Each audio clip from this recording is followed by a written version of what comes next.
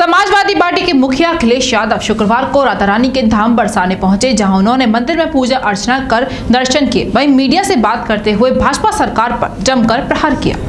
दान घाटी मंदिर पहुंचने से पूर्व गोवर्धन में ही अखिलेश यादव ने ब्रज फाउंडेशन के अध्यक्ष विनीत नारायण के साथ सौंदर्यीकृत किए गए रणमोचन कुंड का निरीक्षण किया तथा परिक्रमा मार्ग के संकर्षण कुंड व रुद्र कुंड के पूर्व में कराए गए विकास की जानकारी की। वहीं धार्मिक भावनाओं के दृष्टिगत हाथों में जल लेकर अर्घ्य दिया। वहीं गोवर्धन से अखिलेश यादव का काफिला राधा रानी बरसाने पहुंचा। यहाँ पूर्व मुख्यमंत्री अखिलेश यादव ने सर्वप्रथम राधा रानी के दर्शन कर मनौती मांगी, तो वहीं मंदिर से वापस आते वक्त अखिलेश यादव की एक झलक पाने के लिए भीड़ उमड़ पड़ी, जहां सेल्फियों का सिलसिला जारी। साथ ही पूर्व मुख्यमंत्री ने बरसाना पहुंचकर प्रिया कुंड जाकर विनोद बाबा से शिष्टाचार भेंट की।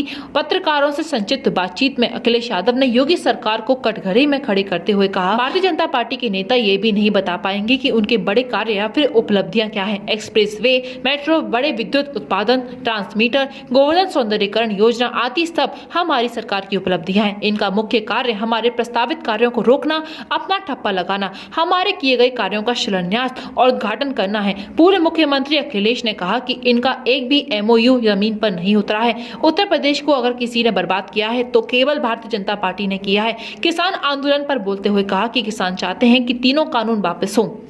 रानी और जितने भी धार्मिक हमारे स्थान हैं उन स्थानों पे जाने का मुझे मौका मिला है। जिस समय समाजवादी सरकार थी उस समय जनता के लिए जो काम कर सकते थे, समाजवादी पार्टी ने पूरी ईमानदारी से हम लोगों ने जनता के लिए काम किए और जिससे जनता को सुविधा मिल सके। मथुरा वृंदावन की सड़क हो, वृंदावन का सौंदर्यीकरण हो या केसी घाट को बनाने का काम हुआ हो या जो नाला चल रहा था इस्कॉन, अक्षय पात्रा, राधा रानी टेम्पल के आसपास, वो तमाम चीज़ों को सुधारना और यहाँ की सड़कों को 4 लेन से जोड़ना।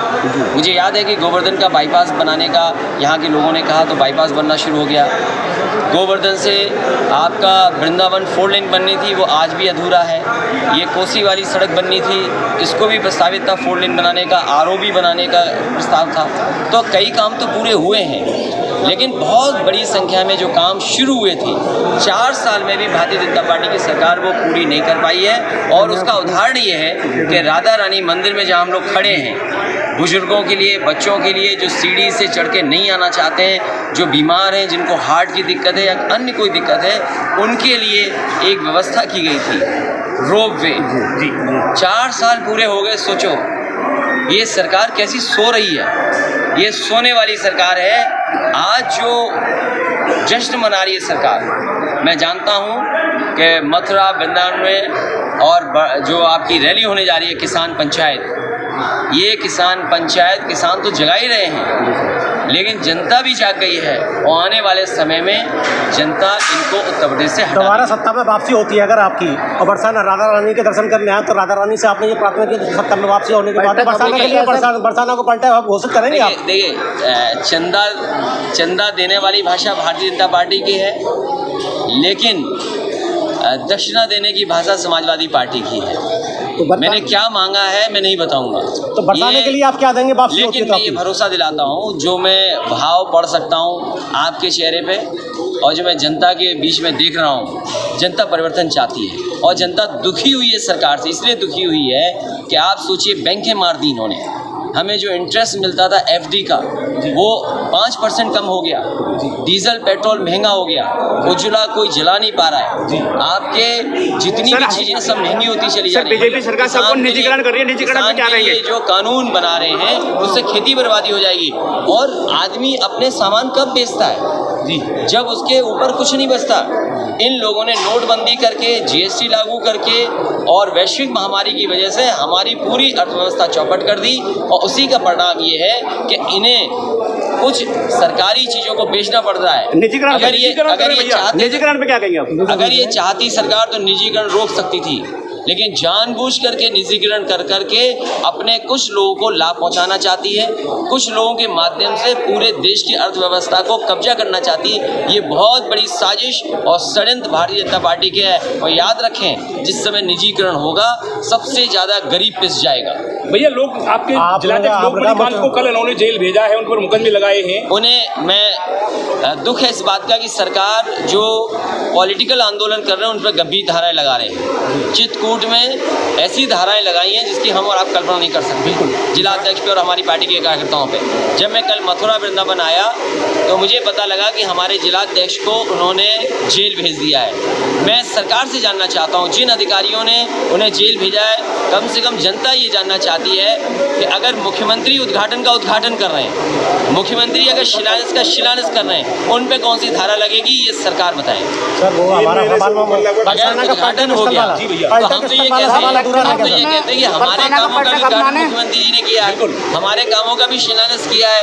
तो अगर उद्घाटन का उद्घाटन हुआ है, शिलान्यास का शिलान्यास हुआ, तो क्या मुख्यमंत्री जी में धारा नहीं लगनी चाहिए? रहते हो, आपने भ्रष्ट विकास परिषद का जो गठन किया था, तो उसमें आगे आपकी क्या योजना रहेगी सरकार अगर सत्ता में आती है? मुझे खुशी होगी कि विनीत नारायण जी को मौका मिले, उन्होंने बहुत काम किया है और अगर वो काम को करने के लिए आगे आते हैं तो सरकार की मदद से पूरा सहयोग होगा। बरसाना के लिए आप क्या सौगात देना